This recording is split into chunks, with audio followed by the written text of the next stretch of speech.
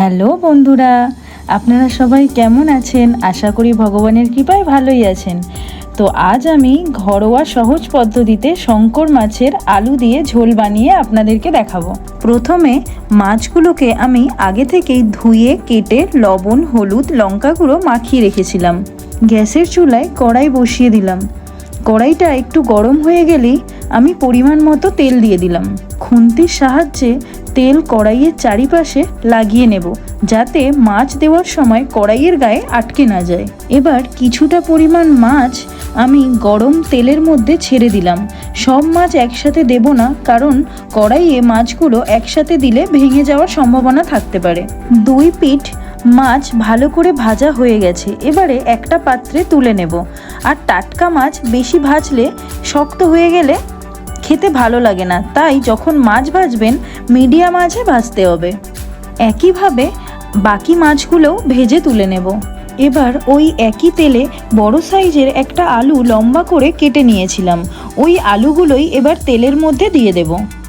আলুর মধ্যে একটু লবণ আর একটু হলুদ গুঁড়ো অ্যাড করে দেব, যাতে আলুগুলো ভালো করে সেদ্ধ হয় এবং ভালো করে ভাজা হয়ে যায়। আলুগুলো লাল করে ভাজা হয়ে গেছে। এবারে একটা অন্য পাত্রে আলুগুলো তুলে নেব। ওই একই গরম তেলের মধ্যে অল্প পরিমাণ চিনির দানা দেব, যাতে ঝোলের টেস্ট আর রং দুটোই ভালো আসে। এর সাথে একটু তেজপাতাও দিয়ে দিলাম। 3টে স্মল সাইজের পেঁয়াজ কুচি করে আগে থেকেই কেটে রেখেছিলাম। ওই কুচি করা পেঁয়াজগুলো কড়াইয়ের মধ্যে দিয়ে দিলাম।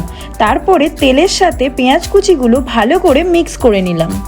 এরপর 1 চামচ লবণ দিয়ে দিলাম পেঁয়াজের ওপরে, তাহলে পেঁয়াজটা খুব তাড়াতাড়ি নরম হয়ে যাবে আর ভালোভাবে ভাজাও হয়ে যাবে।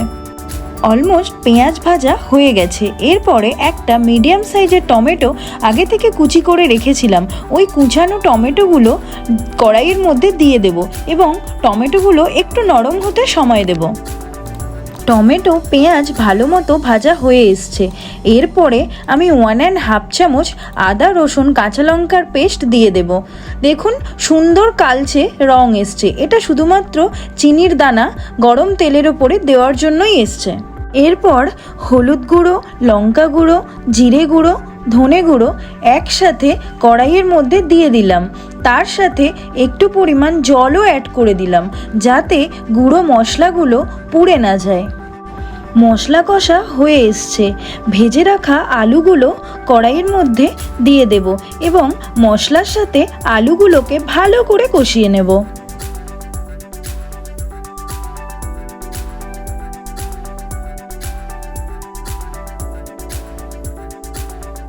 ওই একই সাথে আগে থেকে তুলে রাখা ভাজা মাছগুলো আলুর মধ্যে মিশিয়ে দিলাম।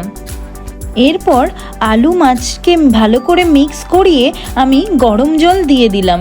তারপরে ঝোলটা একটু ফুটে ওঠা পর্যন্ত সময় দেব। ঝোল ফুটে এসছে। এরপরে ধনেপাতা কুচি ওপর থেকে ছড়িয়ে একটু নাড়াচাড়া করে নেব। এরপর গরম মশলা গুঁড়ো ওপর থেকে ছড়িয়ে গ্যাসের চুলা বন্ধ করে দেব। তৈরি হয়ে গেল আলু দিয়ে শঙ্কর মাছের ঝোল। সবাই ঝালটা বেশি পছন্দ করে, কিন্তু আপনারা এইভাবে আলু দিয়ে বানিয়ে একবার দেখুন, অবশ্যই ভালো লাগবে। আর গরম ভাতের সাথে পরিবেশন করুন এই মাছের ঝোলের রেসিপিটি। এই রেসিপির ভিডিওটা এখানেই শেষ করলাম। যদি আপনাদের ভালো লেগে থাকে তাহলে লাইক, শেয়ার, কমেন্ট করে জানান। আর যারা নতুন এই চ্যানেলে, তারা চ্যানেলটিকে সাবস্ক্রাইব করে দিন। সুস্থ থাকবেন, ভালো থাকবেন। দেখা হচ্ছে পরের একটা নতুন রেসিপির ভিডিও নিয়ে আপনাদের সাথে।